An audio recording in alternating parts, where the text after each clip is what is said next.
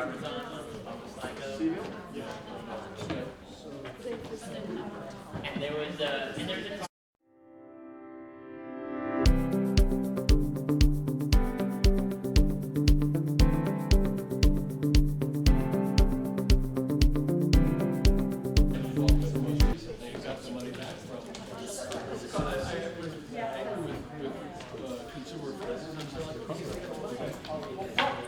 So this, it's like, so he gets 10 toes and the 11th one he has to give the money back. It's like trying to doing business. What's the disincentive, you know, to not be predatory towing? well, I knew that this guy, because when you file your complaint, and they put in the business, if it's new or if it's already there, oh yeah, this guy was already in the system. So, Who was it? Henry's. Oh yeah, Henry's toes. Yes. It's only like 5. Yeah. But they're awful, and they need to be controlled. And the overall county enforcement mechanism, health code inspectors, housing code inspectors, consumer affairs inspectors are even though I'd say Eric's operation is one of the better ones in Montgomery County, in terms of teeth, Yep. we have a problem.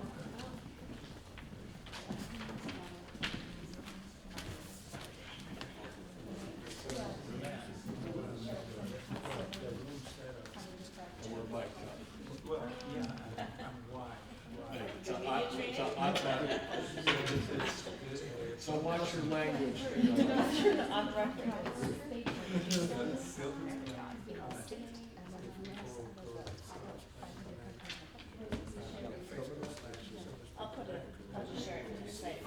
Thank you. Yeah, Silver Spring comments that you just watch us on Facebook and like Silver Spring comments. So at this time, about to.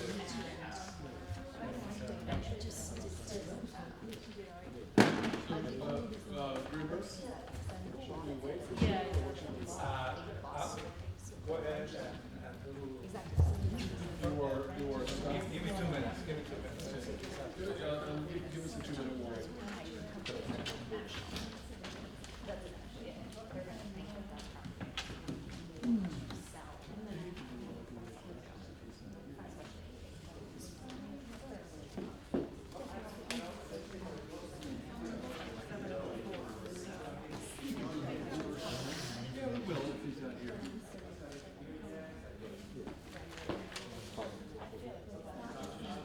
The weather's not really conducive to filling out their meeting.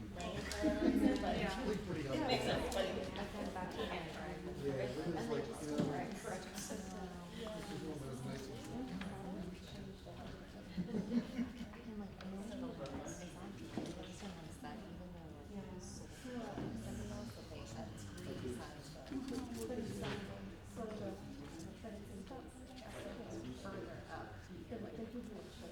but I could have just strengthened my I might be thinking of a couple who were just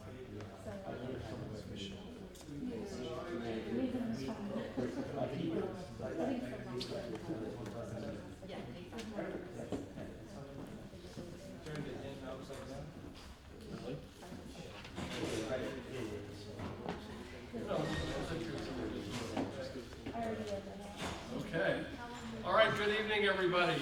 Welcome to the Silver Spring Citizens Advisory Board meeting. My name is Matt Losak. I'm chair of the Silver Spring Citizens Advisory Board.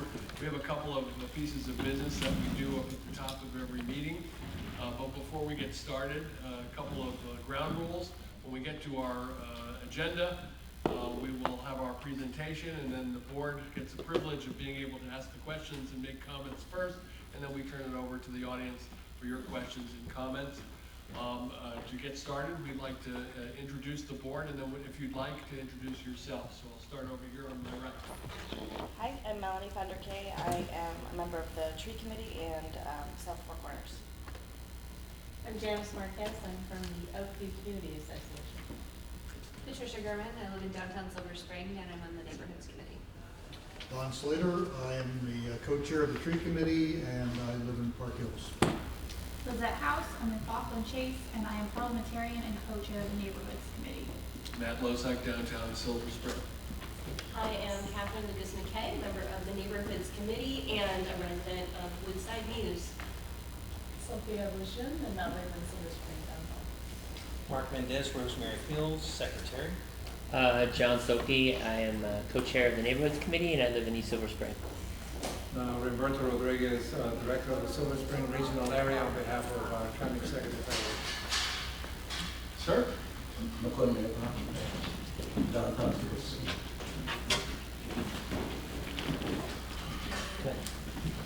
Noah Hill, Director of Development for Team Associates. I'm sorry, sir. No, Please. Sorry, sir. Noah Hill, Director of Development for Team Associates. We're a affordable housing developer that's based in Montgomery County. Welcome. Ironically, my name is Noah as well. I'm District Director for Senator Smith during the session. For Senator Will Smith? Oh, welcome. My name is Michael Cutler. I'm a reporter for the University of Maryland. My professors assigned me to this district to report on it. So this is my first meeting I've ever been to. We'll try to make it as controversial as possible.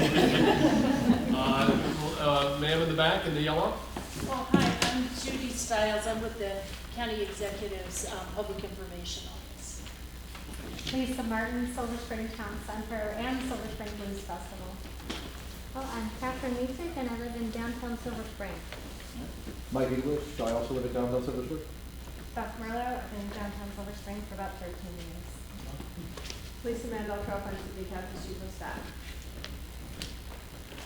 My name is Chris Farrell. I'm the Director of the Kent Hill Civic Association. Joseph House, Baltimore Chase. I'm Pete Taneo with Councilmember Evan Glass's office, and I live at Block Way. All right, and we also are honored tonight to be covered on live stream by Silver Spring Connect. Do you guys want to give us the information on how people can watch this? Sure. This event will be live streamed currently live, and you can watch it on facebook.com/silverspringconnect if you want to watch it after that. Terrific. Thank you. And you very can much. also see the programs that they have taped before. So they've taped a number of our programs. Before we introduce our esteemed guest tonight, we have a couple of pieces of business. First, has the board an opportunity to review the minutes that have been expertly prepared by our secretary? Yeah. Is there a motion to accept the minutes? Motion to accept the minutes. Second. All those in favor say aye. Aye. Opposed? Abstains? All right. Thank you very much, Mark Mendez, for once again preparing great minutes. All right, tonight, as in other times in the Silver Spring Citizens Advisory Board, we occasionally get some of the senior government officials for Montgomery County. We've had County Executive Elridge come speak. We've had council members Tom Hucker and Evan Glass and others come speak over the years, and Ike Leggett too when he was county executive. And now the county council has elected a new council president, and I am very proud and honored to have next to me Mr. Sidney Katz. Thank you very much. I am the council president, and then I'm also the representative for the 3rd district of Montgomery County, which is Rockville, Gaithersburg, Washington Grove. It gerrymanders on around to Leisure World, parts of Redland, parts of Aspen Hill, parts of Potomac, parts of North Potomac. In addition to being the chair of public safety, I'm also on the Government Operations Committee. And my background was that I was mayor of Gaithersburg for many years, for 16 years, and I was on the city council there for 20 years prior. But I think this evening you would like me to discuss in general the Public Safety Committee, and I'm happy to do that, and I appreciate everyone inviting me. The Public Safety Committee, there's many agencies that it involves. Montgomery County Police Department, obviously, the Fire and Rescue Service, the Department of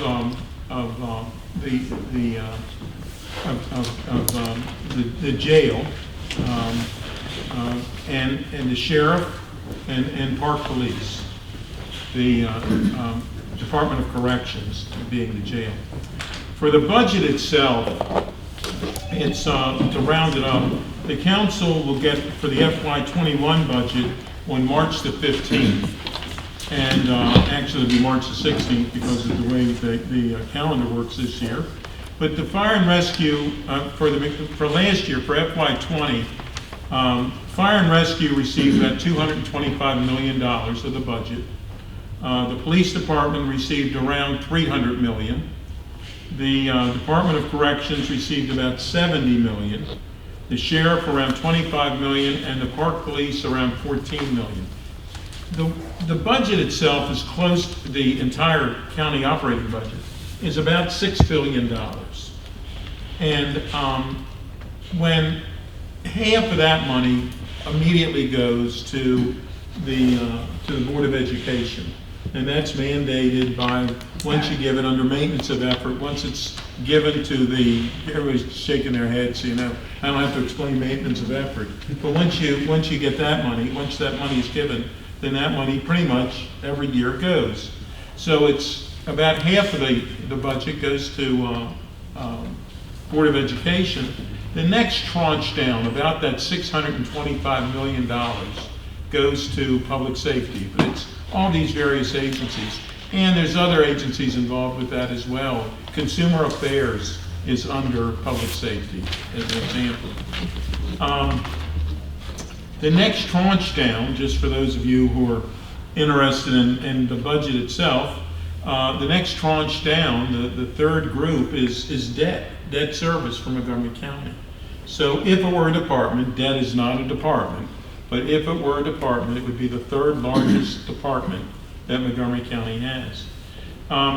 Getting back to the police, the Public Safety Committee, the Police Advisory Commission, which I know many of you have followed, which is going to give us advice to the Montgomery County Council on policing matters and provide information about best practices and recommend policies and programs and legislation, and there'll be an annual interaction with the public, public forum, which is also a requirement.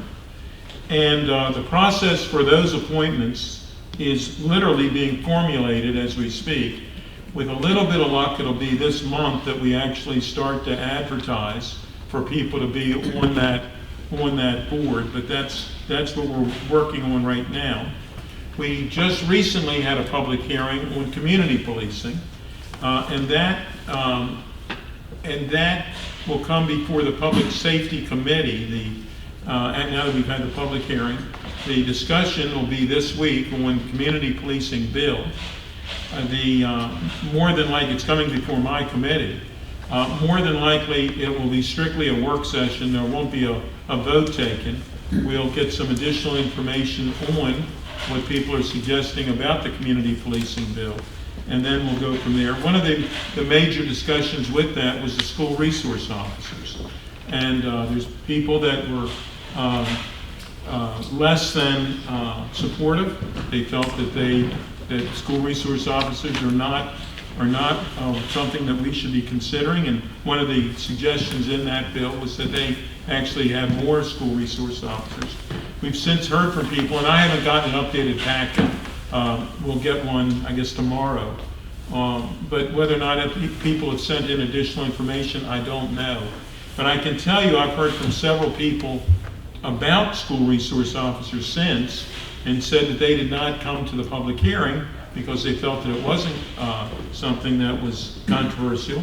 But now they realize that there's people that disagree about the school resource officers. So there again, I don't know whether they've sent in information. I'll know more, but I can tell you that I've heard from people. One of the things that the Public Safety Committee and me personally have worked on is the diversion areas for public safety. One of those is mental health courts. And I don't know how many of you have followed mental health courts, but they're now in existence for about 3 years. The person who was the county council representative for the 3rd District before me was Phil Andrews, who now works for the state's attorney's office as a community liaison. And Phil was the chair of the committee that actually helped bring mental health courts, both a district and a circuit court for Montgomery County to Montgomery County. I was on that committee. And it really was an intriguing issue. As many of you know, mental health is certainly an area where it has caused more and more, the police have many more interactions with people with mental health issues than they've ever had before. It's been said that years ago, when the federal courts have said that people who were incarcerated or were institutionalized for mental health issues, that they really were not there and should be let out, should not be there and should be let out. And at that point, they did not, and they did, but they didn't give additional services to the people that were out. They were on the street, but they didn't receive additional services. And it was said that the Cook County, Illinois jail became the largest mental institution in America, because what happened is people became arrested, for a variety of reasons, and no one was being held. It made little sense to do it that way, but it was done that way. We in Montgomery County are very proud of the fact that we have diversionary issues. Since we've had both of the mental health courts, I go to their graduations, and it's been several that I've been to already. And what they do for a mental health court is that every week, that person who is in the court comes back and goes before a judge, and many times it's 10 or 12 people, whatever it is, and every week they come before a judge or a group of judges, and they tell them whether or not they've taken their medication, they work with their social worker, they've gotten back with their families. It's really remarkable stories. And the judges themselves have really a lot of patience, and they work with these people individually in many cases. But I always give the example that when we started the discussion, we had a person in Montgomery County that was arrested 27 different times. This goes back several years ago. 27 different times, all petty crime. 27 different times in 1 year. And what would happen is that, and I always say it was a 7-Eleven, it could be any place, but the person would go into a 7-Eleven and would shoplift a minor something, but a something. And the person that owned the store would say, I don't want you back in here. If you come back in here, I'm going to call the police. Well, the person came back in here. They called the police. The police came and said, he doesn't want you in here. If you come back, I'm going to arrest you. 27 different times. And everybody associated with this knew that the system was not working, and everybody knew each other by their first name. They had seen each other that many times, whether it be the jail, whether it be whatever. And since we have had this situation, the mental health courts, that person has not been arrested one time. The system works. We spend about $35,000 a year to incarcerate somebody. It makes a lot of sense, and that's only the cost to incarcerate that person. It doesn't tell you the cost what is affecting the families. It doesn't tell you the cost where it's that person is not working and therefore is not helping themselves out. It doesn't get into that. It just talks about the cost to incarcerate. And we need to spend, and we are spending, money up front to avoid that situation. We have drug courts in Montgomery County. I don't know how many of you are familiar with those, but drug courts, there again, they come once a week. They go before a judge, or two judges in many cases, and that they actually get their lives turned back around. And then sometimes there's failure. I go to their graduations, and their stories in some cases, in many cases, are absolutely unbelievable, how people got themselves in this type of situation. But ultimately, they get themselves out and become graduates. They don't have to show up every Thursday. And we also have programs that we coordinate or try to coordinate whatever each department is doing. I'm the vice chair this year of the Criminal Justice Coordinating Council, and once every other month, we get together and the various departments with judges will tell people what they're working on. And then I'm also the past chair of the Domestic Violence Coordinating Council. And I don't know if any of you have ever been to the Family Justice Center, but you really should. It's a one-stop shop. It's in downtown Rockville. It's space that's leased. It's near Richard Montgomery High School, but from Rockville Pike side, there's a building that has a large eagle in front. And in that building is where the Family Justice Center is located. And what it is, and it's run by the Sheriff's Department and the State's Attorney, and they have people from the Police Department in there, they have people from obviously the Police Department, from State's Attorney, from various nonprofit organizations. They have a place for children to, if they come with the parent, in many cases it's with the mother, that they can have a place for them to be out of the middle of everything, to get a snack, they give them a soft animal. But it's when, and if there's closed circuit television if somebody needs to get a warrant, so that somebody can stay right there and get the things that are so very necessary taken care of, which before they had this center, makes now I think 10 years, I believe I'm right on that. Before they had this center, somebody in many cases had to get, if they didn't have transportation, had to get on a bus to go from place to place in order to take care of this situation, which is a horrible situation for themselves and for their families and for obviously for their children. So we have that. And then we just recently have a visiting center, a house that's located in Rockville. It's a building that's located in Rockville for someone under court order for visitation when they've gone through a divorce and the parents do not get along, that the one parent, this building has two separate parking lots. That one parent will come and be on one parking lot, another parent will come and be on the other parking lot. There's security inside. They tell one parent to get there 10 minutes earlier than the other parent, and so the child walks in. They have a place that in some cases they can leave with the other parent, but in some cases there has to be supervised visitation. They have a room there, so with supervision that the child with toys and whatnot.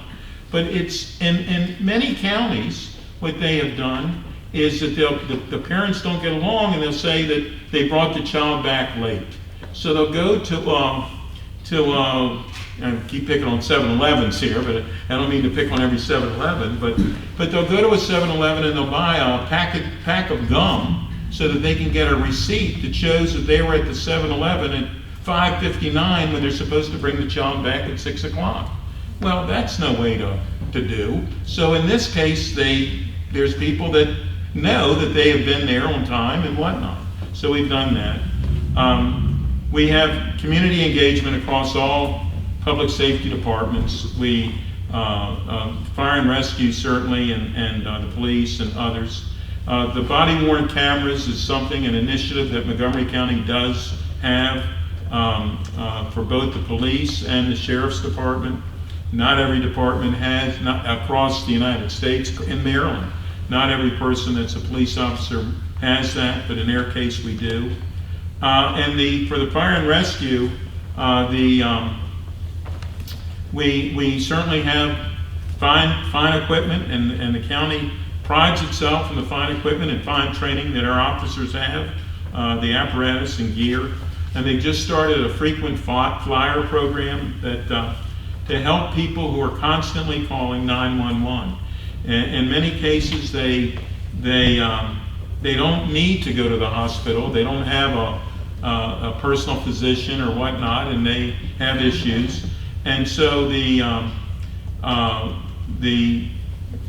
system now that they have someone that can actually talk to them, can take them to what they refer to as a dock in the box or whatever, wherever they need to be. They have people that will ride with them, with the fire department to help people in that instance, so that they help the person and they don't necessarily tie up the emergency room. So we're working on all of those issues. It is something that Montgomery County is very proud of the fact that we're a front runner on many cases. Can we always do better? We can, and we will, and we should. But that is something that we're working on. And I can tell you that all of my colleagues have been very, very supportive of all the various programs, so that we can have people have a better life and keep our public safe as well. And should I open up to questions? Or? Well, thank you very much, President Katz. As we mentioned earlier, the Citizens Advisory Board only has a few perks, and one of them is that we get to ask the questions first. Okay. So, is there a question for the President of the Montgomery County Council? John Slater. Yeah, I do. Yeah. Hi, Sidney. How are you? Hey, how are you? Good. I didn't see you sitting there. No, yeah, I haven't seen you since yesterday. Yeah, there you go. So I wanted to say thank you for doing the Vision Zero Town Hall yesterday. It was very well attended and quite a good program. One of the things I keep coming back to on the Vision Zero thing is I feel like we really need more police officers and more enforcement, more, just basic traffic enforcement, red lights, stop signs, that kind of stuff. We need to get people back to thinking about how they're driving. So how do we get more police? What do we have to do? Well, as was mentioned casually yesterday, and of course that came up yesterday, so we had a town hall, just as an aside, we had a town hall meeting yesterday at Wheaton High School about Vision Zero, about the concerns for bicyclists and pedestrians for the safety. I'm someone that does not like the name Vision Zero. I think when you're talking about pedestrian safety, that we all should have more than a zero vision. The idea being behind the name that by 2030 we would have zero fatalities, and that's certainly something I want to have it way before 2030. But that's certainly something that we all are hoping for. But the idea being that there would be zero deaths. How do we get more police officers? That's part of the budget process. We will get our suggested budget from the county executive on March the 16th, as I mentioned. We'll start having public hearings. We'll have 5 public hearings. Start them a couple weeks after. You're invited. People are invited to sign up to give us your viewpoint on what you're asking for and suggestions. If you can't make it to a public hearing, one of the 5, we have a couple during the day and like 3 at night, then you're welcome to send in an email. You're actually welcome to send in a regular letter, not that anybody ever does that anymore, I guess, but you're welcome to communicate with us in any way that you can so that we can hear from you. But that's the time to advocate for. At this point, we have not seen any of the suggested budget from the operating side, from the county executive. The way our process works is the county executive sends over his budget, his suggestions, and then the county council actually can add to it, subtract from it, do whatever we want.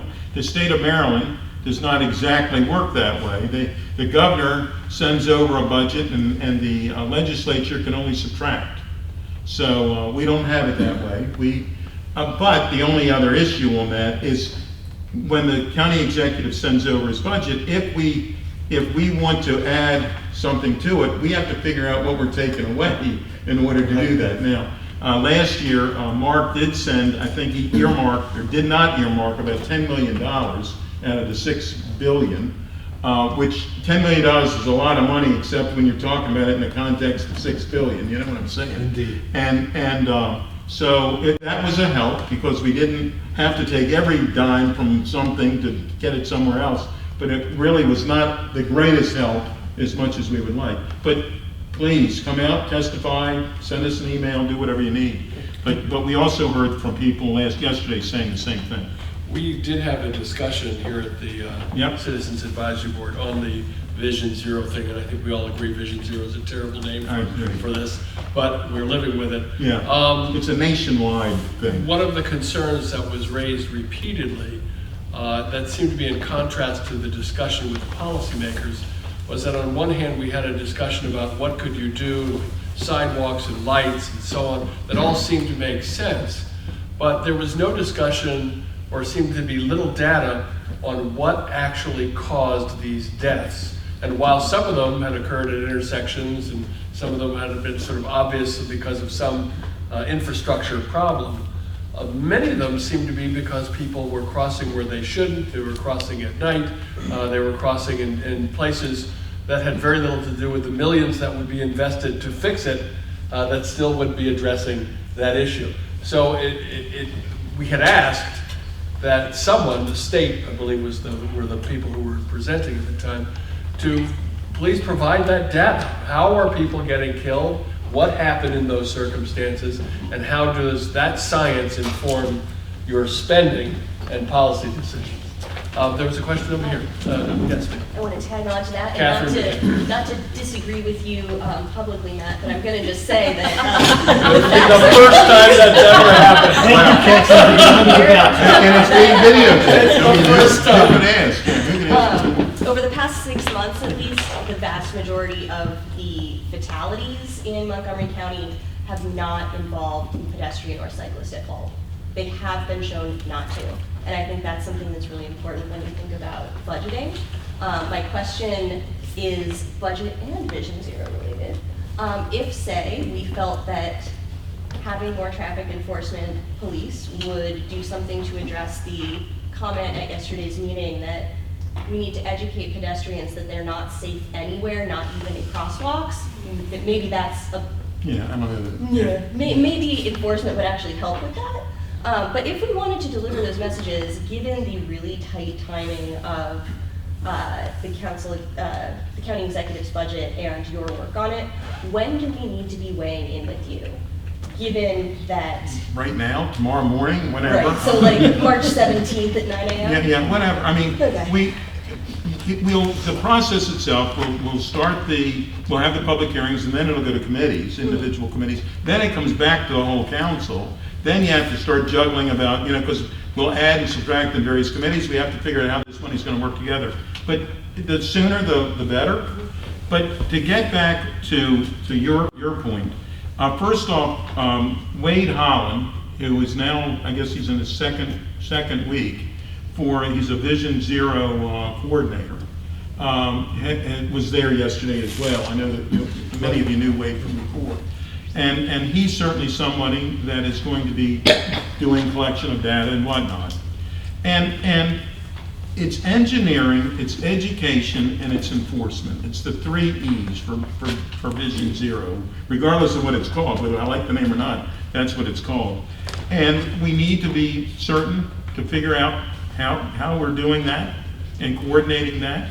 Many of the places where this has occurred, where the horrible tragedies have occurred, and I've gone to, last week I was at a memorial service for a 75-year-old gentleman. Yesterday I was at a memorial service for one of the 2 memorial services for the people that have been killed this year. We've had 3 so far this year. But people have said that it's not just because someone is not in a crosswalk or is in a crosswalk. We have, and then someone was talking about dark clothing at night and whatnot. The education part of this is important, but it's not. We need to make certain that people are distracted in many ways. They're distracted when they're walking across the street. They're distracted when they're driving down the street. They're distracted, and we need to make certain that each other is safe. I can tell you, on Saturday night, my wife and I were going to dinner, and I was at a stoplight. There was 3 lanes of traffic. A person, and there's a walk light there, but the walk light did not tell the person to walk. The light turned green for the traffic to go, and this person just walked right out in front of us. And your heart's in your mouth. Thank God he wasn't hurt. He waved to the traffic, and it was just ridiculous. these things happen, but we still have to be, every one of those drivers did the right thing. We didn't start. But if you wouldn't have been paying attention and were playing with the radio or whatever, then that's what happened. So this is not something that we should be blaming. This is something we should be fixing. And that is what we need to do. We need to have the 3 E's. We need to make certain that we engineer streets and intersections properly. We've put in 5 Hawk signals, which is the high intensity walk in the crosswalk signals. And State Highway, where most of these have occurred, has been our partner. I mean, there's times that we jump up and down about State Highway, but they have been our partner with this. They were there yesterday with us. Yeah, and we had 2 people from State Highway there. They came to Montgomery County on a Sunday afternoon to hear from people directly. They said to me before the meeting and after the meeting how necessary it was for them to be there, and we sincerely appreciate it. But they work with their departments, as do the municipalities, Gaithersburg and Rockville and others, Tacoma Park. Others are working with us as well.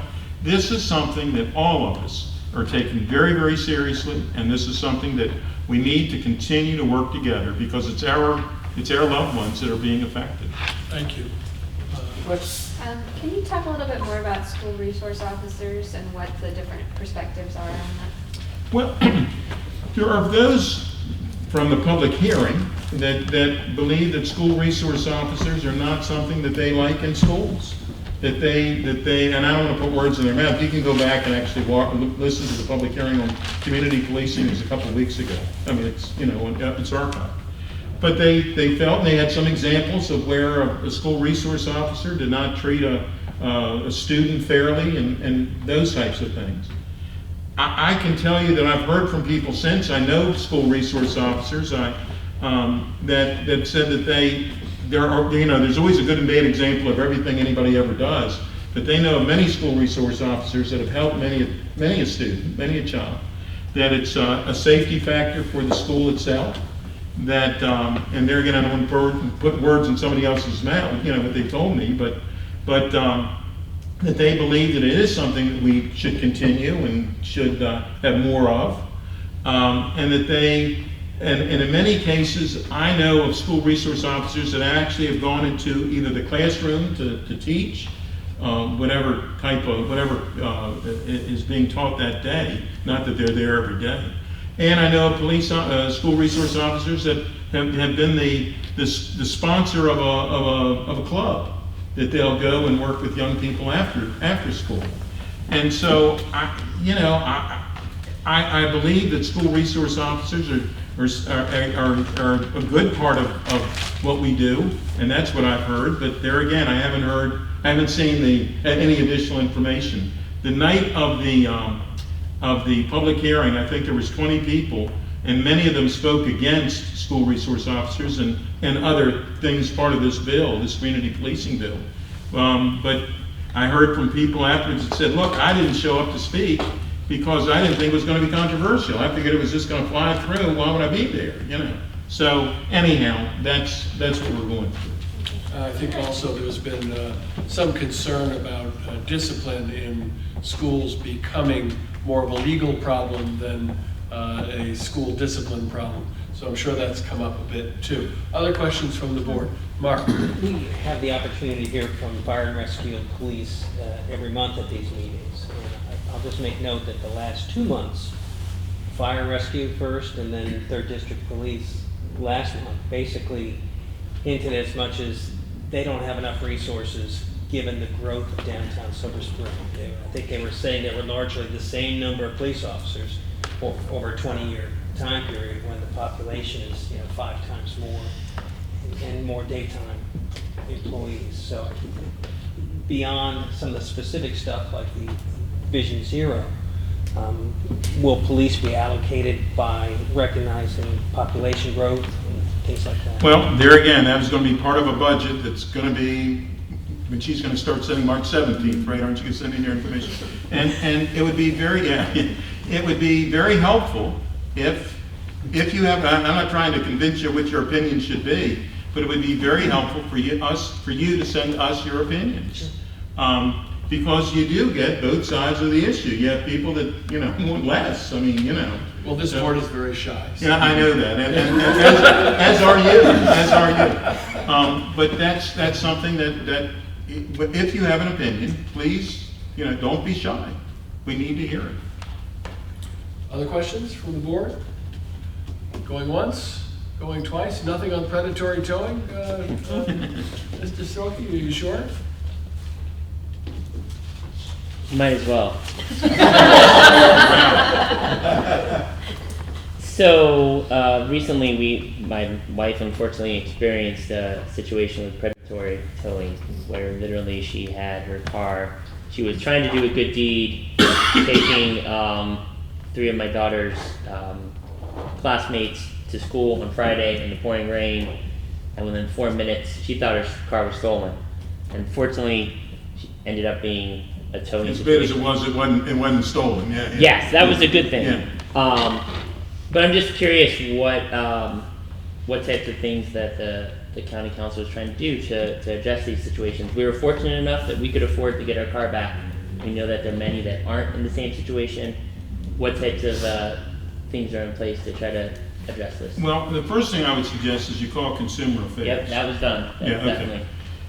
The law has changed since my time on the council, that predatory towing is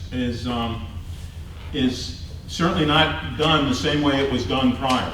That there was a time that there has to be a sign up that says that if you park on this lot and where the car is going to be, and the company that tows has to be open 24/7 so that you can get your car back.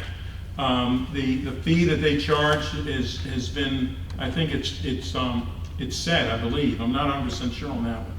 But there's you don't have to just pay cash. You can use a credit card. There was many things that were discussed, and there was a time that somebody you could be there for a minute, and you know, the tow companies were watching, and that was their, you know, they worked for the private property owner that owned the lot, but it wasn't someone, you know, figured, well, if it was a business lot, I'm gonna park my car here, go across the street, get a cup of coffee, and then come back and use one of those businesses where I'm parking my car. Well, it would be towed in the meantime. So there are consumer safety measures. But there again, I don't know the particular instance, and if our Consumer Affairs said that it was done properly, I can tell you we have one of the best consumer, whether you liked what happened or not, I will very publicly say we have one of the best, in fact we have the best Consumer Affairs Department in America. I mean, they are that good, they really are. And if it's something that we need to look at that was not part of this law, that was not fair, then we'll certainly look at it. Please let me know, because that's certainly, we have come a long way. In fact, we've had many a tow company be very annoyed at us, but we did the right thing. Just for public information, they cannot tow a car out of a private lot without there being a written request to do so, and spotters are no longer legal. Right. Meaning somebody who's being paid by the tow truck driver to identify potential tows and then alert the tow truck driver to do it. So there is some tightening, but we are still seeing quite a bit, Mr. Katz, predatory towing around the neighborhood, and particularly in apartment complexes. So with that from the board, thank you. One more. Is there one more question? That's the last question from the board. Yeah. I will hold all of my others. Wow. So around here, there are copies of a Washington Post story floating around about a woman who is being threatened with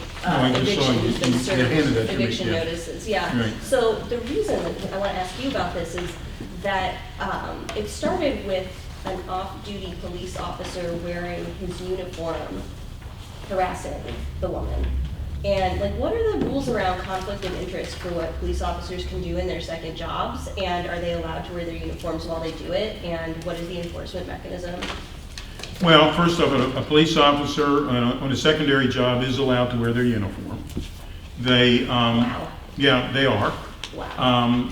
And candidly, part of it is for so that someone realizes that they are a person trained and can do, and is, well, that they're trained and that they're a police officer.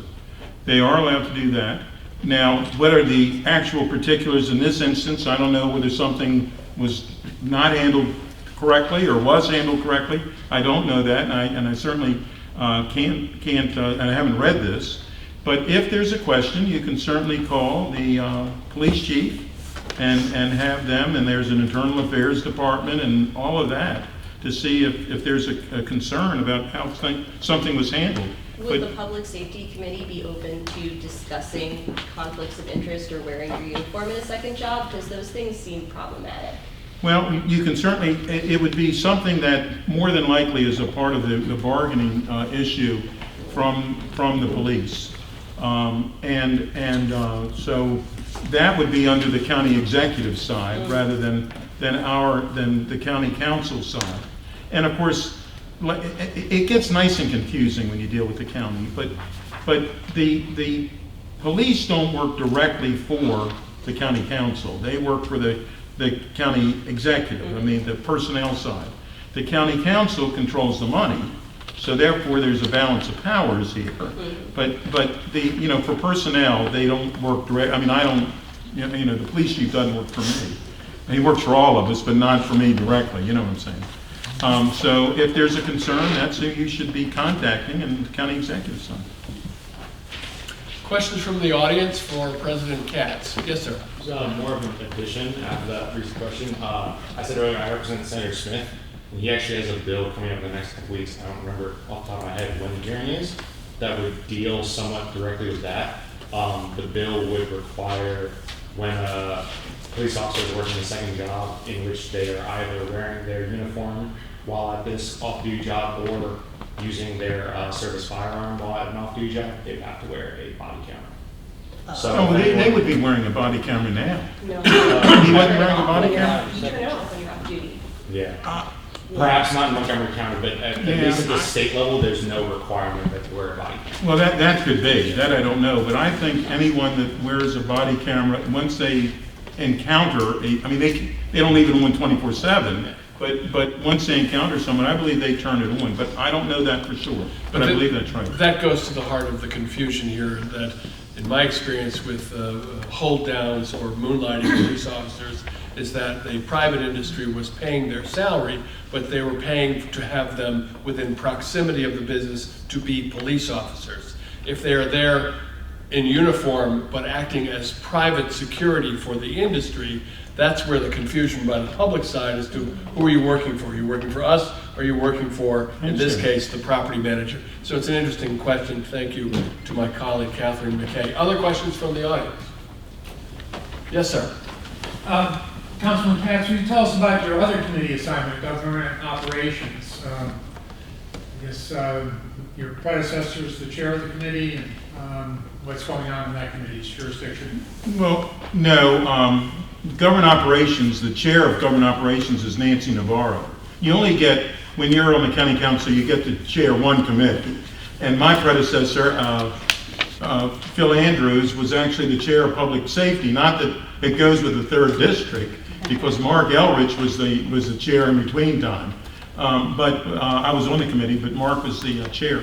But for government operations, I always like to say that government operations is a catch-all for the county council. We deal with the debt. We deal with, if you don't know, if public safety is pretty obvious what should be in that grouping. Transportation and environment, what's under that committee, is pretty obvious what should be there. The planning, housing, and economic development is pretty obvious. If it doesn't fit into a nice little niche, that government operations gets that one. It's a long list, but we do cable TV. We do, as I say, debt. We do personnel for the actual when the unions negotiate their payments, their salaries. That comes through Air Department before it goes to the rest of the Air Committee, before it goes to the rest of the council. It's those types of issues. Other questions for Council President Sidney Katz? Yes, sir. So before I get into it, thank you again for the information. It's very helpful to hear, the priorities going on. And I'm very happy with a lot that the county does on some of the housing stuff, but very glad to hear it. Yeah. But to go back to the police uniform thing, like I second the WOW comment. I mean, this may come back to a collective bargaining thing, but is there a stated rationale for why that's allowed to be done, that they can wear their... I heard you say you seconded, but I didn't hear what you said. Is there a stated rationale for why they're allowed to wear uniforms? When The idea being that the public should be aware that this is a person in public safety, that and to the idea being that if they're on private property and if there's an emergency, then they also are needing, they will respond. They will have to leave where they are to respond to a nearby emergency. I mean, they don't just stay there. I mean, it's not like, and of course, many cases they'll have a take-home car, or their own, the county-owned car, and they park that there so that everyone is aware, and which is also a safety factor, so that people, many times you see a police car, you figure, well, whatever I was thinking about doing, I might not be doing. So it's those types of thoughts. Well, Roberto, if you keep that in mind, okay? And just to follow up, only good friends will say that to you. But just to follow up, and I'll, Yeah. But I guess the concern on that would be like if I see someone in a police uniform, I'm assuming they're acting as an officer, and if that is being used as a soft power when that's not actually the role, that's concerning.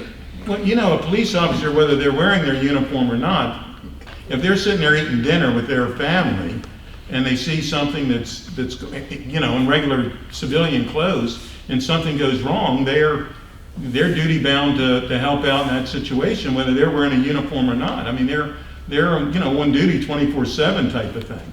So it's what happens. Fair enough. Any other questions for the county council president?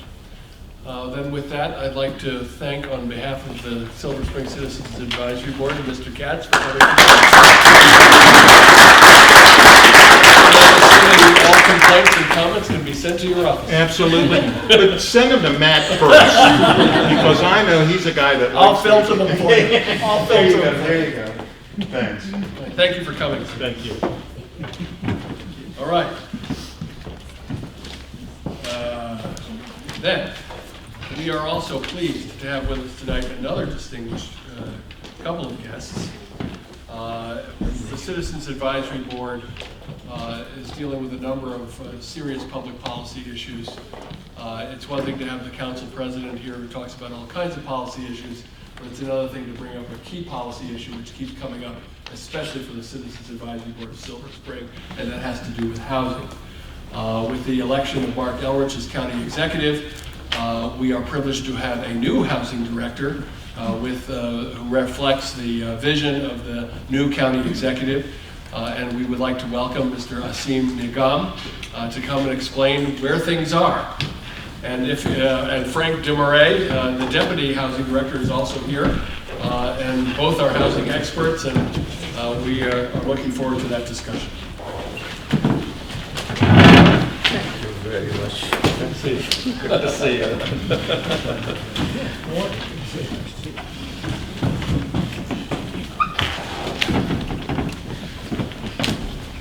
Good evening. My name is Aseem Nigam, as Matt mentioned, and I'm very happy to be here with all of you. I'm the Director of Department of Housing Community Affairs. I joined the county about 5 months ago, so I'm fairly new, so I'm still trying to get my way around the county, but I live in the county. I was with Fairfax County for about 15 years before coming to Montgomery County, and of course, I'm not complaining about my commute anymore. So spending 2.5 hours coming from Fairfax to Montgomery. Now, for a change, I can say I can take the back roads going to Rockwell. That being said, in Fairfax, I was doing affordable housing, redevelopment of county-owned land, managing federal grants, compliance, dealing with vouchers. We have a separate housing authority over here in the county, but I was the housing finance agency in Fairfax County. So I saw it all from soup to nuts, putting deals together. I was a developer myself, besides providing assistance for affordable housing transactions, whether it's non-profit or for-profit entities.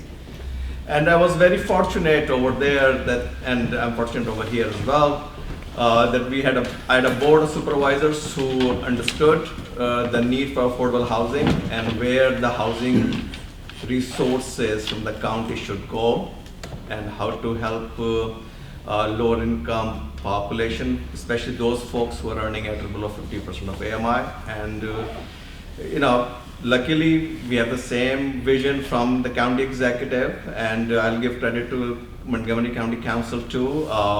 We speak the same language when it comes to affordable housing. The issues are the same, so from that point of view, it's not anything different from me to learn, in terms of the policy or the issues. Both Fairfax and Montgomery, they both are high-cost areas.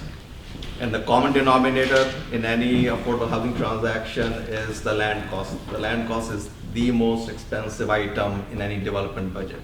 So whether you have Elizabeth House going up or Artscape, few blocks from here, the land cost is the most expensive item in any budget. That being said, the focus in Fairfax, and I'm going to draw some similarities, where Fairfax and Montgomery, match up. In Fairfax, the thrust of usage of the county's money, resources, whether soft loans, vouchers, or whatever, was towards the low-income population. And if you hear county executive, given his 7 priorities, that's where his focus is.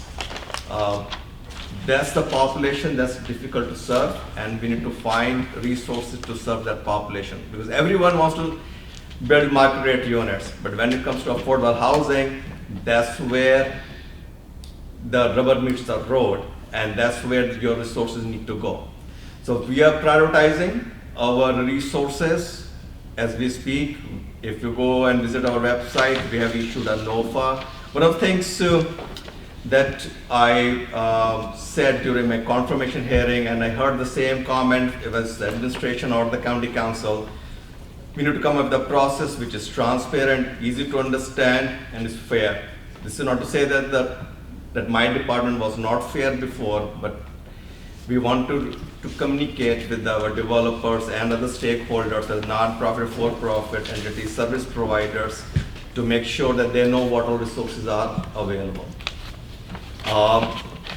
Just to give you some parameters here, if you take a look at the median rent in the county, it's about $1,750. By the way, we had sent around the PowerPoint presentation, although I'm not doing PowerPoint presentation, but you have those slides in front of you. So what does that mean, that median rent is $1,750? That means I need to have an income of $70,000 so that I'm not rent burdened.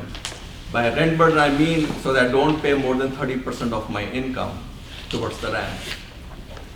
That's not the case for thousands of households in the county. Although we are the wealthiest county in the state of Maryland, and we are probably among the top 10 or top 15 counties in the nation, but we have a growing number of households who are seriously rent burdened. Currently, we have at least 20,000 households in the county who may be paying more than 50% of their income towards the rent. And if you've been following Council of Governments report, which was based on Urban Institute numbers, between January of 2020 and 2030, we can expect another 40,000 households, new households in the county, of which 20,000 households have to be served at or below 50% of AMI. And I say 50%, that's about $55,000, $56,000. Washington area median income is about $121,000. If you look at Montgomery County, probably it's about $108,000 or something. So although, you know, Fairfax, Loudoun, Arlington may be ahead of Montgomery, but in terms of the median income, although it's 108,000, but we have sizable population over here in the county, which is not able to meet their rent burden the way they should. And if you also look at what is the underlying factor, and which county executive has also mentioned in his remarks in several forums, we need to, in order to solve affordable housing issue, besides bringing our resources, which we have limited amount of, we also need to look at what the underlying factor is. By that I mean, do we have the workforce and do we have the residents who have the skill set to get the job, which is a well-paying job. And when I see affordable housing and I see economic development, I say this over and over again, that both go hand in hand. And I don't want to start, fight between Fairfax and Montgomery, but if you look at Northern Virginia, most of the jobs go to Northern Virginia. If you look at the data, during the first 10 months of 2019, Northern Virginia created 9,400 or 9,600 jobs. DC created 5,400, okay? This area, if you include Montgomery and let's say Prince George's County, created 200 jobs. So if I'm the employer and I'm trying to locate my headquarters or office in this area, I look at A, my business environment, and B, where my employees are going to live. Because if my employees are living 40 miles away or 50 miles away and there's a huge turnover, that's not what I want. So economic development, business attraction, and affordable housing, they go hand in hand. Before coming over here, I had the opportunity to meet with Ben Wu, who is the CEO of the Economic Development Corporation, and he and I chatted for a few minutes, and I told him, while he's doing economic development, business attraction, we need to come in with him when it comes to affordable housing. Why I'm telling you all this, I'm just setting the stage in terms of the need of affordable housing in the county. And then I will also tell you the tool set that we have and what we are thinking of doing in the current, in the proposed FY21 budget as well. So the needs are immense, no doubt. And for Montgomery County to reach its full development potential, we need to serve people among all income spectrum. So when we are serving people at 70, 80, 100% of AMI, we also need to serve people at 40, 30, and 50% of AMI. Now, I don't know how, probably you know what all we do at DSCA. Besides doing affordable housing, this is just an ad about DSCA before I come to my tool set, and then we can take a few questions. DSCA, besides doing affordable housing, we do code enforcement, and you're fully familiar with the search that the county executive had between 2017, well, he was not the county executive at the time, and through middle of 2019, when we inspected 686 buildings, inspecting 22,000 units.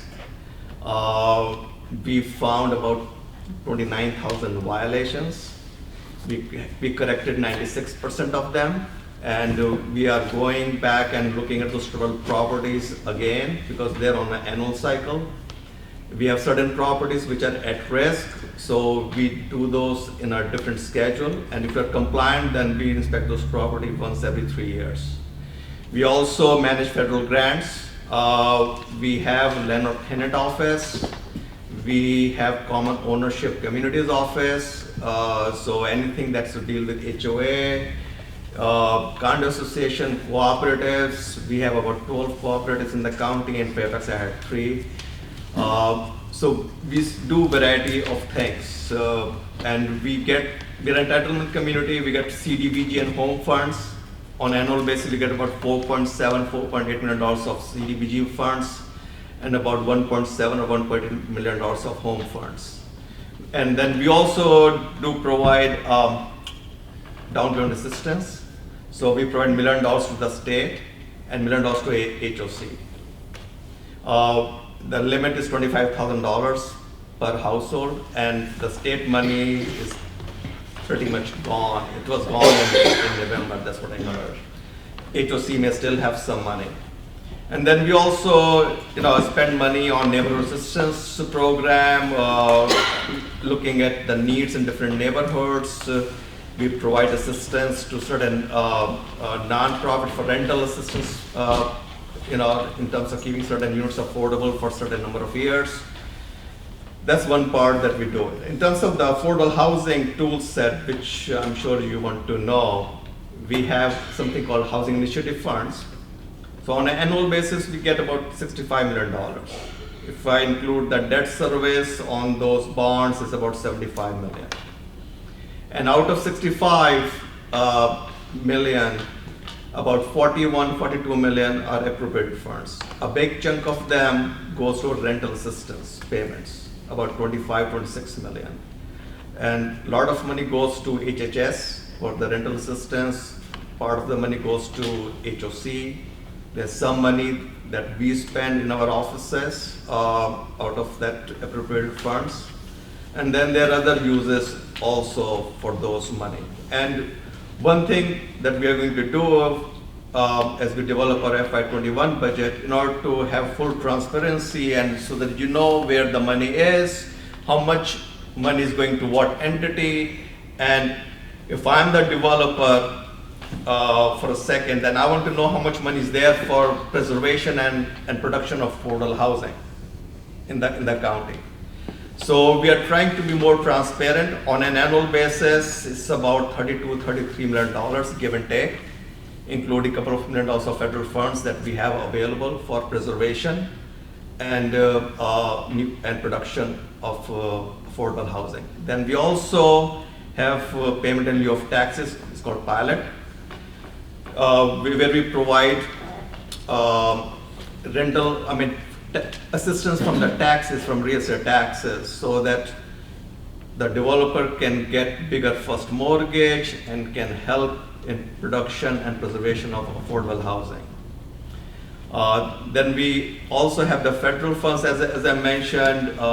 We have county-owned land, which we have used in at least a dozen cases under a ground lease. As I mentioned, the land is the most expensive common denominator in a development budget. So where we bring our resources, we are telling developers, if we are going to use county-owned land under ground lease for nominal payment, besides providing affordable units at 60% or 70%, which is our MPDU guideline anyway, we need to provide housing at 30, 40, and 50% of AMI, which we are doing in Bushy Drive project. So we have an example for that. Then we also have the MPDUs, moderately priced dwelling units. In fact, Fairfax County modeled there, what they call it ADU. Here ADU is called accessory dwelling unit, which became a law as of December 31st. In Fairfax, it's called accessory dwelling unit. So Montgomery County was the first county in the country to come up with that kind of inclusionary zoning in 1970s. And since that time, we have preserved or created thousands of units. Currently, we have 5,500 units in our MPDU program. About 24 or 2,500 units are owned by our nonprofits. The rent limits are 65% to 70%, depending upon what area you are in of the county. And if depending on what area you're in the county, at least you have to comply with the requirement of 12.5% MPDU requirement. So if you have a 100-unit project, 12.5% or 13 units have to be at 65% of your high-cost area, where we take the average of last 5 years of median income in the county, and if you're at 150%, then it's about 15% obligation for the MPDUs. So we have that tool set also to provide affordable housing. Now, is that enough? Absolutely not. We had a developer forum in order to be more transparent and to be more fair to our developers in November. And we mentioned that for FY21, we'll have at least $27.5 million available to our for-profit and non-profit entities. Now, earlier I mentioned that we need to serve another 20,000 households at a total of 50% of AMI. If I take my numbers from the last 10 years, on an average, we have provided $50,000 per unit in terms of subsidy from housing initiative funds. If I have to preserve or create 2,000 units per annum, if you multiply that by 50,000, that's $100 million. Earlier, you heard President Katz talking about $6 billion budget. If you have heard county executive, out of that $5.8 or $6 billion budget overall, it's only $935 million, which are fungible dollars. So if I have to take $100 million to preserve or create 2,000 units, where does the money come from? We don't have that kind of a budget. And as I mentioned, I don't want to start any rumors. I mean, if you look at our national economy, we have been in expansion mode for the last 10 years. And if you look at any economic cycle, you'll see a 12 or 13-year cycle. So at some point, whether it's next year or later this year, at some point, contraction is going to come.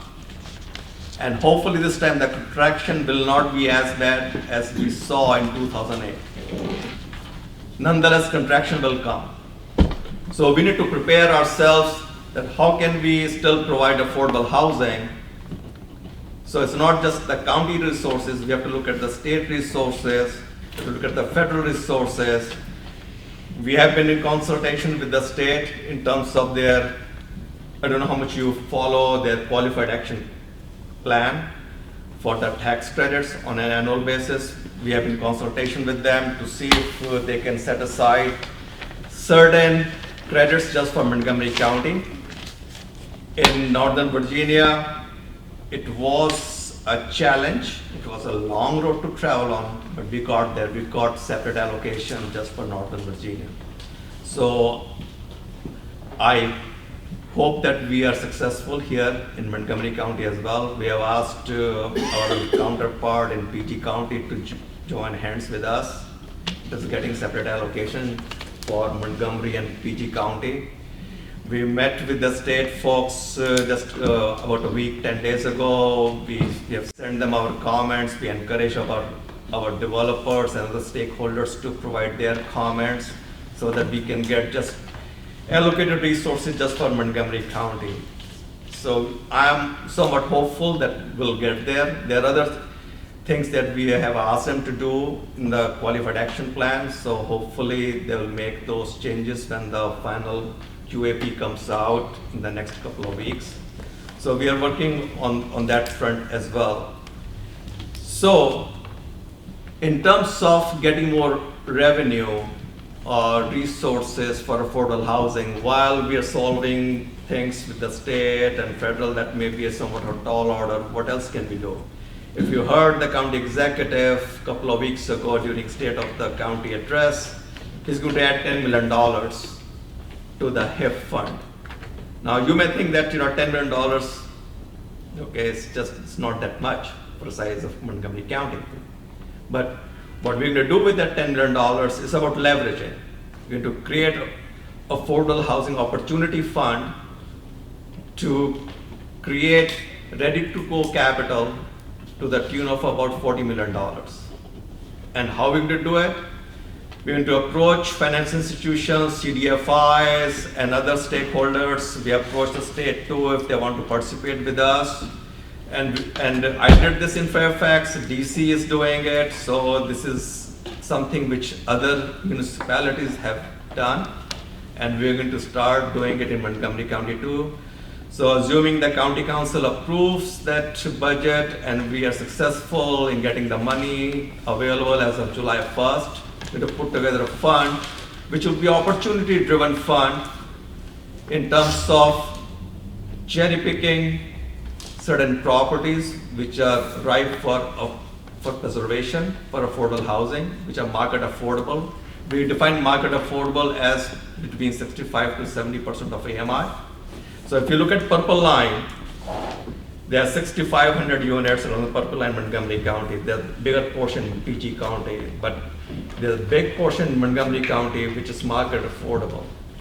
So this is not to say that we'll be able to preserve every single property, but we'll be able to assist our non-profit and for-profit entities in preservation and also redevelopment of certain properties.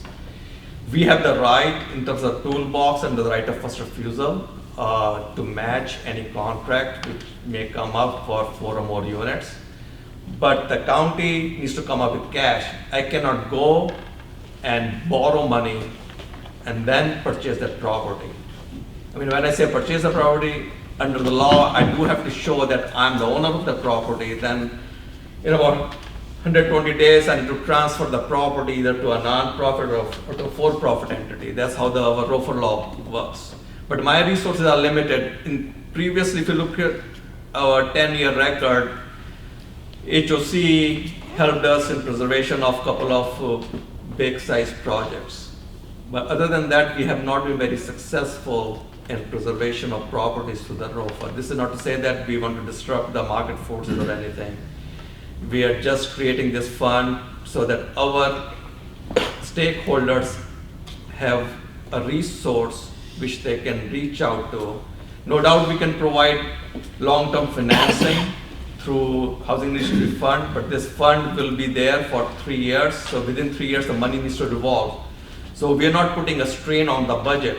It's the one-time funding that will come in for $10 million for FY21 and one-time funding in FY22, which will help us create a different fund, intermediate fund, or we may use the money for this existing fund if we are successful in doing it once the money do become available, which I think so.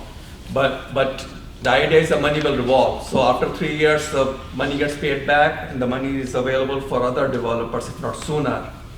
And then those units are preserved with a long-term financing. Right now, our developers have to put the long-term financing together, which takes time, whether they're applying for bond financing or 9% credits or 4% credits from the state. It takes time. And by that time, the opportunity may be gone. So we're going to come up with this kind of fund, which will be opportunity-driven, where the basic underwriting parameters will be set, which will be easy to get funding from this resource, and then the money needs to be paid back. So there has to be an exit strategy, because ultimately this will be a loan. So we are working on that front also, and then we are also trying to see where else we can change our process. If there's something which does make sense, of course we are a government agency, we have a fiduciary duty to protect Montgomery County taxpayers' money, which I was doing in Fairfax too. That being said, if there's something in our process that we can improve, we are open to ideas. We have told our developers if there's something that BSCA can improve in their process, or there's some other agency, as a DPS or some other agency, please give those comments to us. We'll certainly can pass on those comments to those agencies. We are here to help you. You know where to reach us. I want to hear what the community's issues are, so that as we are coming up with our policies, or we're looking at different projects, we can be mindful of the community needs. And in any way possible that we can assist you, we are here to serve you. With that, yes. I can take questions. Okay. I just wanted to follow up with Director Nigam on the issue of purchasing of properties and that fund for a little bit more clarification. As everybody on the board knows, but perhaps the audience doesn't, I also am a co-founder and executive director of the Montgomery County Renters Alliance.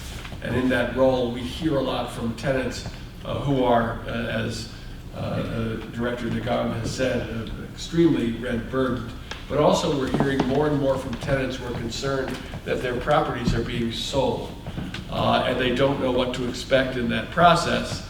One of my colleagues was expressing that to me earlier, but also I've heard from and reported it to Mr. DeMurray, the Deputy Director, of other properties that may be in the way of the purple line or just being sold in general. And so the question to both of you is, what layman's terms can you explain to us what role, if any, DHCA might have in retaining or preserving the affordable housing that these properties have during these transfers of ownership? Great question, Matt. We have the opportunity, but then we have the challenge too. The way our ROFR law works is, if a property comes up for sale, then the tenants can buy it, the county can buy it, or HOC can buy it. But if you look at our ROFR law and you compare it with what DC's TOPA is, in DC, the tenants can assign their right to a developer. So that's how those tenants can purchase those properties. It's not the same thing in Montgomery County. The tenants cannot put the financing together in 60 days or 120 days, for that matter. These are extremely complicated financing structures. But it's only $100 million. True.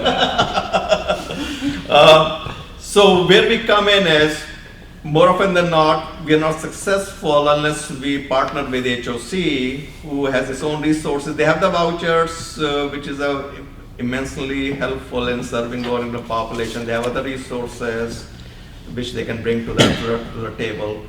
That being said, this opportunity fund that we hope that we can create this year, and hopefully it will be functional by the end of this year, it will allow an avenue for our stakeholders, even if the tenants cannot purchase, at least the non-profit or for-profit entity. We have several for-profit entities who are social-minded, whose mission is to do affordable housing.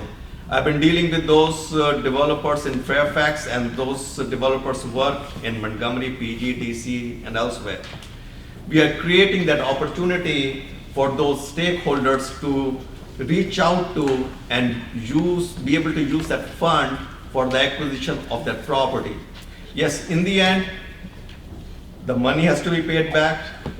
We're also creating opportunities with the Revenue Authority to see if they can come up with a product in terms of bond financing. I know I'm throwing out different financing terms here, which may look foreign to you, but this is what a typical affordable housing structure looks like. You have bond financing, you have credits, you have other state money, you have other resources, county funds. It's 5 or 6 layers of financing. In one of my transactions prior life, I had 10 layers of financing. So when it comes to affordable housing, it becomes very complicated very fast. So you have to really understand what you're getting into. But what we are doing here is we are trying to create avenues for our non-profit and for-profit entities to create more affordable housing through this mechanism. Is it going to be enough? Probably not. But then you have to keep on working on it, and hopefully we'll get somewhere. Just before we open it up to the board's questions first and then the audience, Director Nigam, do you also want to explain the new role of the Deputy Director of Housing, which we have not had before? Sure. I had the Deputy Director's position, well, probably people who know the county longer than I do, probably they know that there used to be a position, but then it didn't get funded, no one was hired. So when Mark became the county executive, affordable housing is very important for him. And he made it very clear to everyone. He said, well, if I'm going to focus on affordable housing, I want a person who needs to focus on affordable housing. So while I'm focusing on the other part of the business of the agency, including affordable housing, Frank is my right hand in terms of doing affordable housing. So if you need any information, if you cannot reach me, Frank is there who can help you, or he can bring other resources to the table. We just hired simply a lateral move, so to speak, for Lorraine Driscoll, who's sitting in the back. She's a public information officer and outreach person. She's going to help out in getting our message out. We are going to put together an annual housing report. And I was in a conversation with Lorraine a couple of weeks ago when she joined us in terms of full transparency and telling people what all things we do. We do a lot of good things at DSCA, but we get so involved in doing things, then sometimes that communication piece is lagging behind. So my goal is to do annual housing report, and we plan on doing a housing fair. We'll find a site. I always think that we can make a better use of Montgomery College. If you look at Northern Virginia Community College, we made very good use of in terms of leveraging their resources. They are partnering with Microsoft or other places to increase the skill set of the county residents. We hope that we can use Montgomery College the same way. So we are thinking outside the box. These are new ideas. As you heard, Mark, it's not business as usual.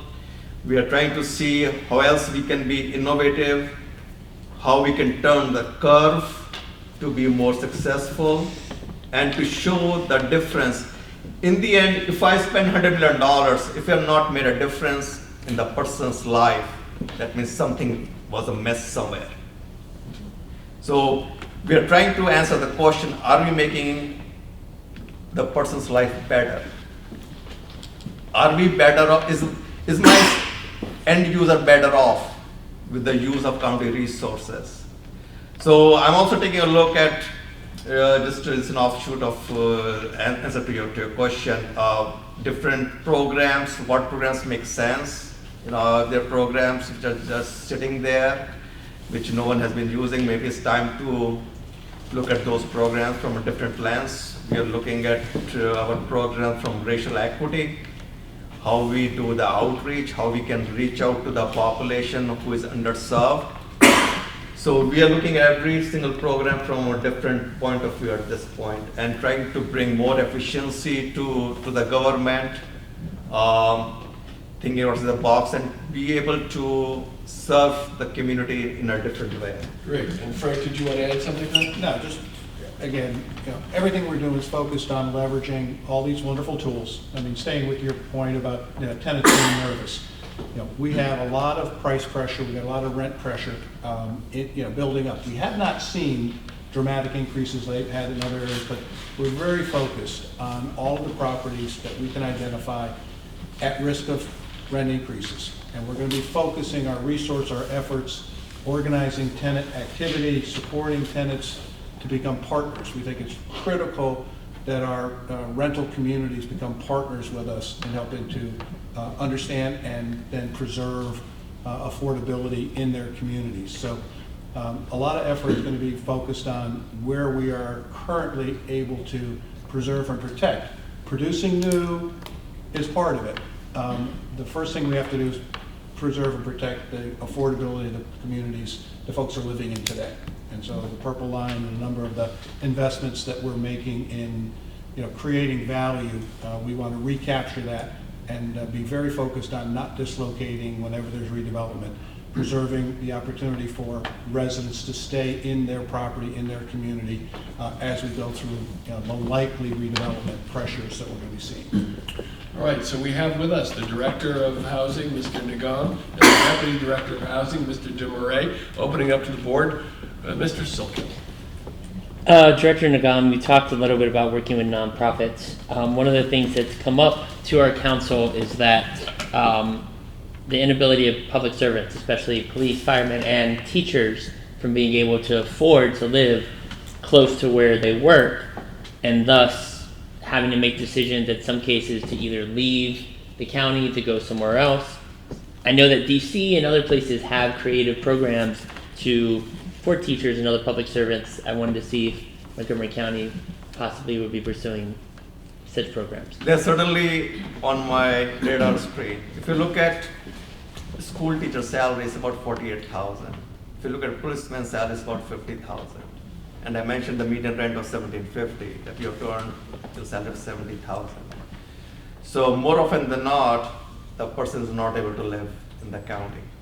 In Fairfax, I used portion of the county funds, what we called as a magnet housing, for school teachers, policemen, bus drivers, nurses. We had a MOU with Innova Health System to help the nurses who are starting. So that's on my radar screen. We just added $10 million in county's budget, assuming the county council approves it. But that's on my radar screen as well, so that we can have inclusive communities. People don't have to live 40 miles or 50 miles away. When in Fairfax, I had people living in Winchester, driving to Fairfax, and then driving the school bus. So that's not very conducive to healthy families as well. Because one thing that I will mention, and that reminds me after you asked that question, if you look at the zip codes in Montgomery County, and it should not be the case this way, but it's true.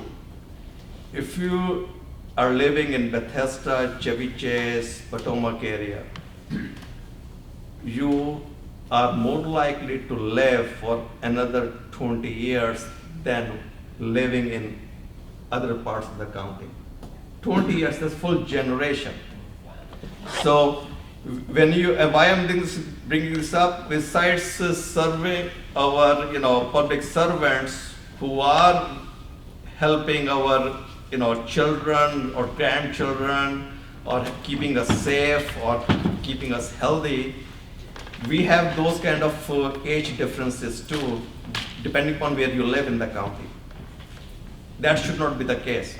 So that's on my radar screen as well, to see if we can carve out certain funds to serve our school teachers, nurses, policemen, bus drivers.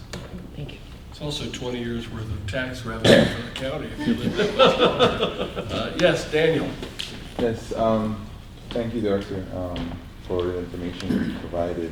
Thank you for noticing that within 3 to 4 years it's going to be a downturn. And so I have like one question, but one's going to be involved. So the fund, is it for the real estate around the purple line? One, then two, what mechanism you guys have in place for this fund to be provided for small businesses, that's small business developers in the area? Because I'm not sure who the stakeholders are, but you want to make sure that the funds are kept in the county and not, these big construction companies coming in and taking this fund. These funds are county-wide, and Purple Line Corridor is one of the areas. Because if you look at the affordable housing needs, it's across the county. Yes, Purple Line does offer certain opportunities in terms of keeping certain properties which are market affordable. Now, in terms of the fund, this is going to be housing fund. This will be used within the county. So if you are a developer, even if you are a developer from California, and I had developed from California doing affordable housing in Fairfax, the money will be used within the county. Now, in terms of small business, the areas of opportunity for those folks will be through our small business, for Business Connect program, which Tina Benjamin runs, to have access to what all things or resources are available in the county. And through EDC, one thing that I mentioned to EDC folks this evening is when it comes to economic development, so small businesses, and we have a good chunk of retail businesses in the county, besides attracting the big business, and then affordable housing, they all go together. But this opportunity fund will be used in Montgomery County. By Montgomery County businesses, because you say you guys have first right of refusal. Well, when we say Montgomery County businesses, the business could be incorporated in Delaware, but they're doing business in the county. So, thank you. The loan is for property acquisition, for preservation of affordable housing. So that the loan will be to a developer, and the question is, where could those developers be located? We have a lot of active Montgomery County developers, but we do work with developers that bring value in affordable housing. This is all about keeping those properties affordable for a long time. Thank you. Catherine. So it is really interesting to hear that you're focusing heavily on the Purple Line development, and I didn't know that there were 6,500 market rate affordable units there. What is the number as a comparison of expiring tax credit units? I don't think I have that number that was addressed, unless you know. In the Purple Line? No. Just in the county in general? In general, I'm not sure if we have that data available. Well, we do. We have a very specific inventory listing of all of our properties. We are familiar with some that have expiring, and we engage them. It's still not a lot that are expiring near term. I know one here in Silver Spring that we're working through. So we talk to these property, they're nonprofits generally managing it. So we actually have a very strong commitment to not lose any of our currently controlled income restricted units. And we have a very good track record of keeping them and getting continuity in affordability. One thing that we are discussing with the state, like Virginia does, to not allow qualified project contract, which means that if you have a taxed property after 15 years, there's a process to go with the state, but you can extinguish those affordability requirements.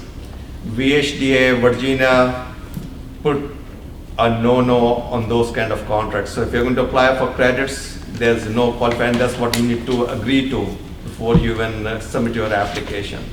That's what we are trying to address with the state, if they can come up with the same kind of policy in terms of preservation. Because ultimately, we are looking at long-term preservation of those affordable housing units.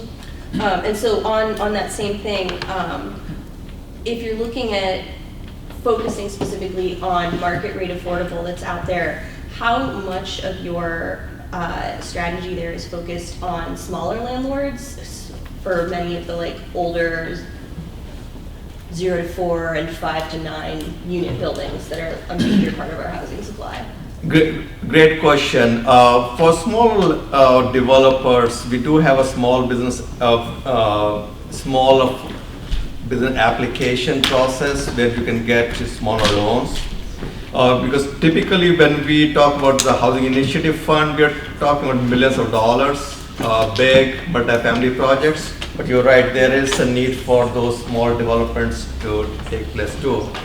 And then we also have loan products available through Pepco Exelon merger, through Green Bank for energy efficiency. If someone wants to upgrade their HVAC system and they want to show, as long as they can demonstrate there will be energy savings, those avenues are there too. Then our Department of Finance has some loan products available through there are two entities that's. Probably the county has a number of programs to help small property owners. We have a contract with a nonprofit that helps with some property management issues. Small businesses in general, there's a micro loan program that's available, LADC. But we do have a focus on the small properties, especially as they age, present challenges. Generally, they're going to be too small to get some of the very large loans. So that's where we will focus on, are those rents at risk of increase based on the conditions of that property, and that's what gets our attention. Okay, any more questions? Yes. So I'm always interested to know if there is any strategy to address eligibility gap. So when it comes to tax credit, so you have to meet certain requirements, like certain income, right? And then there are a lot of people are actually in that gap where they're not gonna be qualified to be in that unit. So is there any strategy to address that gap? We do have rental assistance payments, and in one of the projects we were able to capitalize some of the rental assistance towards serving those AMI levels you're talking about. So it's 30%, 40%, or 50% of AMI. And then Housing Authority has certain financial resources available, including their vouchers, which can be used in any rental property. So to answer your question, if a taxed property is serving someone at 60% of AMI, but if I have the voucher, then the voucher, the difference in the rent could be coming from the voucher, while I'm paying no more than 30% of my income towards the rent. Are these MOCO vouchers on top of the federal vouchers? Are they supplements? No, these It's are just the federal okay, vouchers. so Yes. Managed by HOC. Yeah. Okay, any questions from the audience? Questions, comments, concerns? Sir? Yeah, so, and before I ask a question, I applaud everything you and the county have done. I think the NPDUs, the set aside for affordable housing, with what I'm about to ask aside, those need to be continued and expanded, and I'm very proud that the county does that. That said, there does at some point become a supply issue. Like, I was fortunate enough to buy a market rate condo fairly recently in the downtown area, but that, every place I looked at had 2 to 4 offers, like the same day it was out, or the purple line's coming, that demand's gonna be here. We currently have, by my understanding, a moratorium due to the school crowding issue, not to get into that hole, but do we know where we are with that being renewed a year? Is there any talk of zoning changes for single-family homes come very close to the downtown Silver Spring area? Is that being explored at all? At some point, we need to deal with both supply and affordability within that constraint. Great question. When it comes to zoning changes, we have upzoned a lot of areas in the county. Yes, supply is an issue, but if you look at Council of Governments report, and then as a follow-up, we spoke to the person who was involved in writing the report, and he acknowledged that the county has done whatever it could in terms of upzoning. The issue is people are not building. Can you explain upzoning for people who don't? For upzoning, so if I have an area, if I could go up to only 6 stories or 7 stories. I've upzoned that area to build, another couple of stories in layman terms to provide more density. And this issue is not just related to Montgomery. If you look at Tyson's corner area, it has been upzoned. All those parking lots that you see once you go past Tyson's corner, but people are not building it. And they are not building it, why? Because they know, A, they can sit on that property. B, they know that if they want to wait for another 5 years or 10 years, when the market is right, they can build at that time and increase their rate of return. It's the same thing happening if you look at the White Flint Mall, except for Lord and Taylor over there. People are sitting by the sidelines. So the zoning is there. The question is, people aren't building it. So one of the things that we are trying to do, if you look at the county of land, there's not much available. There's a lot only of single-family neighborhoods that could Right, densify. this What is- about upzoning single-family neighborhoods? Right, that is a large part of my question. well. I'll point out that there is, no, there's a very specific opportunity for anyone, with focus anywhere on this. The planning, Montgomery Planning is going through, they call Thrive 2050, and I'm sure you've participated in the sector there. So there's a series of opportunities to focus on this, comment on it, and that question is very specifically part of, how over the next 30 years, out to 2050, where and how should we address? And there are concepts that are being vetted. It's a very tricky issue, but it needs that input, and they're taking it on very directly in terms of how to manage with transit orientation. It starts with, we have to manage, everything related to where. But so I just wanted to offer that because it's So if you look at the county land, there's only not much which is available. It's only 2.7% or 2.9% of county land which is available. So the county is pretty much built up. Now, that being said, challenges offer opportunities as well. And where's the opportunity? It could be in the redevelopment. So that's where, planning board is looking at their 2050 plan. They're looking at comments at this point. They're working with a consultant to see how to increase the supply. So that's where we are. So there's good news and there's bad news. The good news is that we've had terrific guests tonight. The bad news is that we only have a limited amount of time, and we are promising our guests always that we will end at 9 o'clock sharp. So we have a few minutes to do some of our business. We'll take one more question from the audience before we go to our council members' quick report. Sir. I believe, I may be wrong, but this is a statement and a question. The NPD program, was that not created for teachers and firefighters and entry-level professionals? No, it wasn't. It was. It's someone who is earning, well, the rent is set at 65% to 70%. Okay. So my question is, the answer is no.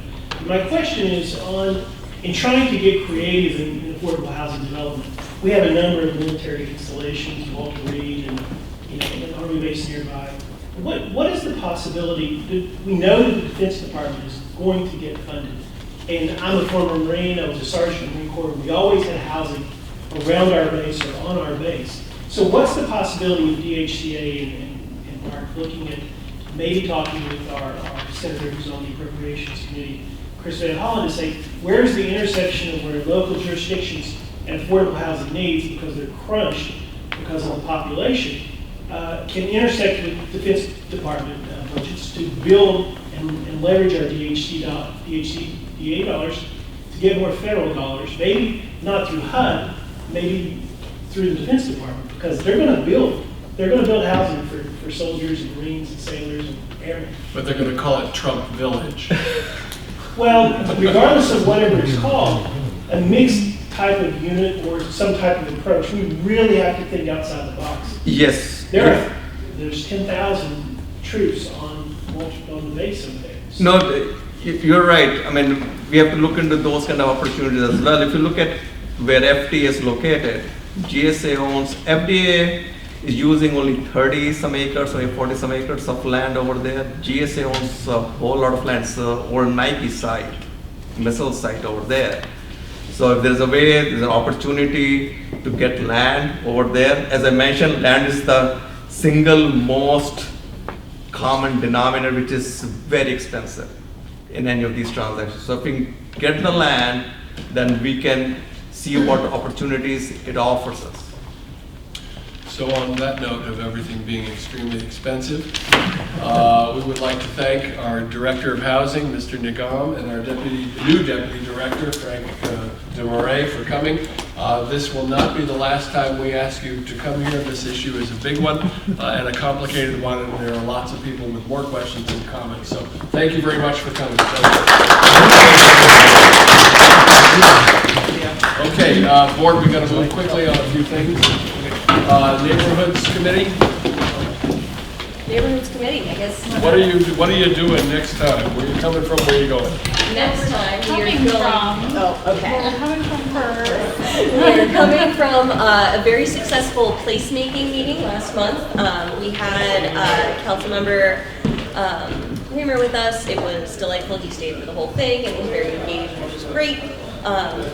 We also were able to hear from folks at the planning department about what's coming up with reopening the Silver Spring master plan. So that's something that we will continue to do a lot of work on as time moves forward. And up next, we've just decided to do a combined meeting. Yes, so I will defer to Dawn. With the tree committee, and we will be actually looking at the plan that they mentioned earlier, the Thrive 2050, the Montgomery County 30-year general plan. That's the Transportation, Energy, and Environment. It's the tree committee and neighborhood committee in a joint meeting. And that will be on February 24th, 2 weeks from tonight. And we'll be getting a presentation from Montgomery Planning on that. The tree committee last month had a presentation from the director of the county's Department of Environmental Services, is that correct? Department of Environmental Services, on the recycling and waste management program. And several of us had a tour of the recycling facility, which was fascinating. And I want to thank these folks here who are live streaming this, because they live streamed our presentation on recycling, which we didn't have a real good attendance at, but the recording that they did of it's been viewed over 150 times. And so we got a lot of outreach that we haven't had before. So I'm really pleased to see that we're doing this live streaming, because this gives us a lot of new visibility. And makes us feel important. Sophia, do you want to tell us what's coming up in the Business Economic Development, Commercial Economic Development Committee? So we will have a 4 business effort initiative update from the county. 4 business. Yes, initiative. All right, terrific. Thank you very much. Councilmember Glass's staff, did you want to give any kind of a report tonight? Just briefly, in the downtown Silver Spring area, we're about to lose several Metro bus routes. So every year, WMATA, which runs Metro and our regional transit agency, they have their operating budget, which determines how much service they're going to provide to the counties in the District of Columbia that rely on Metro. Montgomery County is slated to lose about 15 bus lines are slated to either be eliminated or lose service. And some of them, like the Z buses, would be completely eliminated except for one of those routes. So we circulated a letter with our state delegation earlier today that we hope to get out to reverse those cuts, but just something to put on your radar. Pete, on that same vein, Right On just announced this evening that they are holding another public forum on the flash bus changes on March 3rd at Montgomery Blair High School at 6:30. And that was just announced today. In 30 seconds or less, can you give us an update on the tear down legislation? We're working with the executive's office to get back a fiscal impact statement, and then the council will hold a hearing in the government operations committee, which Councilmember Katz was discussing earlier. That's one of their grab bag of things they do there too, is tax policy. So that should be sometime between now and the budget. After this year, the council's doing something new, where once the budget comes online, they're not going to be discussing legislation, so they can focus full time on the budget. Okay. Let me offer something quickly. March 7th, the Montgomery County Renters Alliance, which I have something to do with, is holding a major renter community meeting on renters' rights, renter information, and the importance of renter participation in the census. It will be held here at the Civic Center. Everybody and their brother should come. It will be very important. We expect the county executive. We will have Delegate Janelle Wilkins and hopefully others to talk about issues having to do with rental housing and affordability. Regional Director Riamberto Rodriguez, you have 3 minutes. No, that's much more than what I need.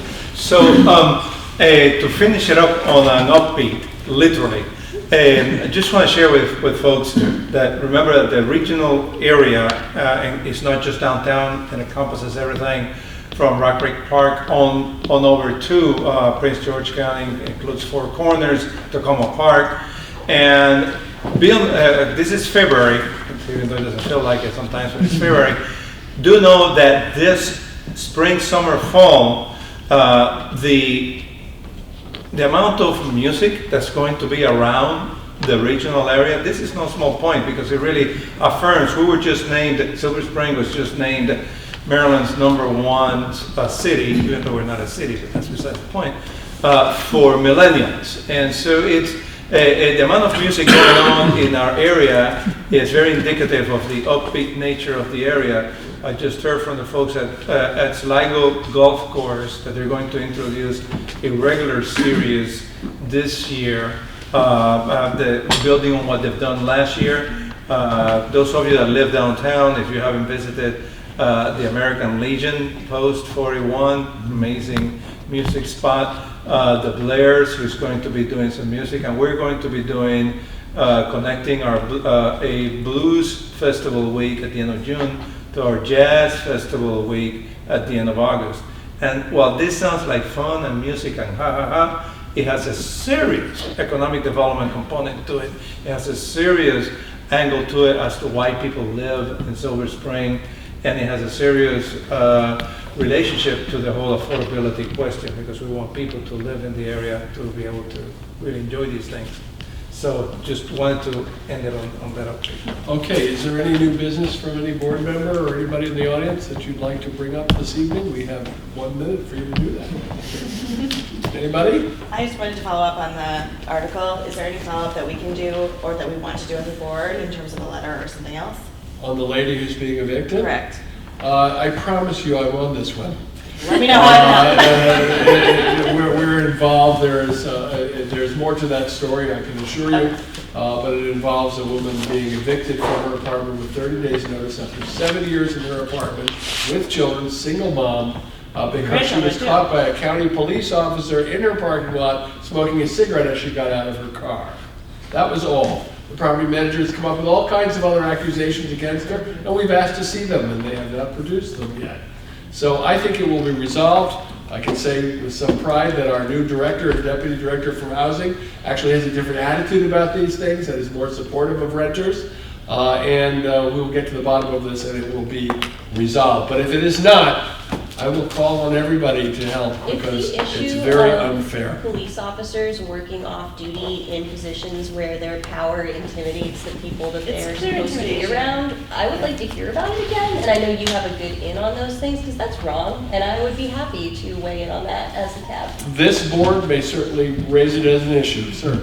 I mean, I'm willing to support because I'm big on second chances, but if she's not allowed to smoke, you know, I just read it. I haven't read the whole thing yet. You know, so if we fight for her and we vote back for her, you know. She wasn't violating the law. She was violating the areas where she was allowed to, though. She was doing it not in the apartment or in the My concern is less about the story than about the fact that that's how police officers work. It seems not okay. Well, I also don't think somebody should be evicted from their home for smoking a cigarette. Now, I will say that we protect renters against other renters who violate community norms on a repeated and brazen level. And if she were smoking and had been told 4 times and the property manager had written a letter of cease and desist, well, we would talk a different story. Yeah. We would have a different story. So with that, what can we do? Tell us, Lizette. That's not. Sorry. Go ahead. All right. I gotta read the story. Don't forget, I gotta read the story. Meet the second Monday of every month. Please come and check us out. Next month, we'll be doing a construction update for 3 major projects in the area. So we'll be talking about Purple Line, Pepco, and I forgot the third one. BRT. BRT, and how they're disrupting our downtown communities. Is there a motion to adjourn? So moved. Seconded. Second. All those in favor, get up.